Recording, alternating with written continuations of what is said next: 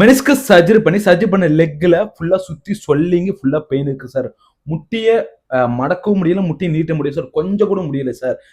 லெக்க lift பண்ண முடியல sir. அதுக்கு ப்ராப்பரான பேஸ் ஒன் எக்ஸ்பர்ட் நான் உங்களுக்கு சொல்றேன். அதுக்கு முன்னாடி இந்த மாதிரி பிசியோல எடுக்கணும்னா என்ன மறக்காம ஃபாலோ பண்ணுங்க. ஃபர்ஸ்ட் பாத்தீங்கன்னா சர்ஜரி பண்ண லெக்ல பெட்டலா மொபிலிட்டி. ஃபர்ஸ்ட் பொறுமையா பண்ணணும். அதுபோட்டு கொஞ்சம் கொஞ்சமா நல்லா மொபிலிட்டி நல்லா பண்ணணும். பெப்ளம் பெட்டலா வந்து மொபிலிட்டி ஃபார்வர்ட், பேக்வர்ட், சைடு இந்த மாதிரிலாம் பண்ணணும். அதுவே ரெண்டாவது செனம் பாத்தீங்கன்னா நீ ஐசோமெட்ரிக் கீழே ஃபோம் ரோல வச்சுட்டு பொறுமையா நல்லா எக்ஸசைஸ் பண்ணிட்டு நல்லா ஹோல்ட் பண்ணும், மறுபடியும் ரிலாக்ஸ் பண்ணும், மறுபடியும் எக்ஸசைஸ் பண்ணிட்டு ஒரு 10 to 15 மினிட்ஸ் ஹோல்ட் பண்ணும், மறுபடியும் ரிலாக்ஸ் பண்ணும். இந்த எக்ஸசைஸ் ஒரு 3 செட்ஸ் ஒரு 10 reps ஆரம்பலாம். மூணாவது செட் பார்த்தீங்கன்னா ஹீல் ஸ்லைட்ஸ்.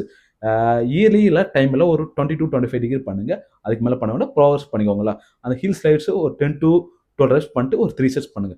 நாலாவது செட் பார்த்தீங்கன்னா straight leg raises, SLR pain இல்லா ரேஞ்ச் வரைக்கும் நல்லா பண்ணிட்டு லிஃப்ட் பண்ணிட்டு பொறுமையாக கீழே இருக்கணும், மறுபடியும் லிஃப்ட் பண்ணிட்டு பொறுமையாக கீழே இருக்கணும். இந்த எக்ஸசைஸ் ஒரு 3 செட்ஸ் ஒரு 10 reps ஆரம்பலாம். அஞ்சு செட் பார்த்தீங்கன்னா ஆங்கிள் பம்ப்ஸ், ஃபார்வர்டு சைடு, அதுக்கப்புறம் ரொட்டேஷன் எல்லாமே நல்லா ஒரு மொபிலிட்டி நல்ல ஒரு ரெப்ஸில் பண்ணணும். இந்த அஞ்சு எக்ஸசைஸ் பண்ணாவே நீங்கள் பேஸ் ஒன்று நல்லா பண்ணிட்டு அதுக்கப்புறம் பேஸ் 2 போயிடலாம். இந்த மாதிரி மெனிஸ்கஸ் சர்ஜரி பண்ண பேஷண்ட்டுக்கு ரீகேப் ப்ரோட்டோகால் ப்ராப்பராக வேணும்னா நீங்கள் மெனிஸ்கஸ்ன்னு கமெண்ட் பண்ணுங்கள். எல்லா எக்ஸ்பர்ட்டுகளும் உங்களுக்கு டிஎம் பண்ணுறேன்.